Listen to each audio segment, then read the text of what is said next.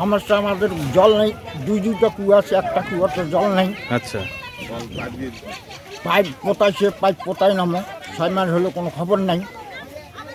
1.5-2 কিলোমিটারের কম তো জল নেই। হাই রোড না আসলে আমরা জল পাই না।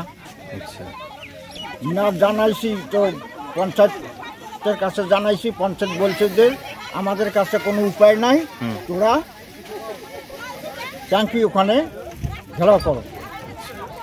আমাদের সমস্যা, আমাদের জল নাই, মানে আমাদের পাড়াটার মধ্যে, এলাকাটার মধ্যে কোনো জলই নেই। মানে আমাদের হলো পাড়া হলো পূর্ব কুমার পাড়া, চিন্তুডিগি।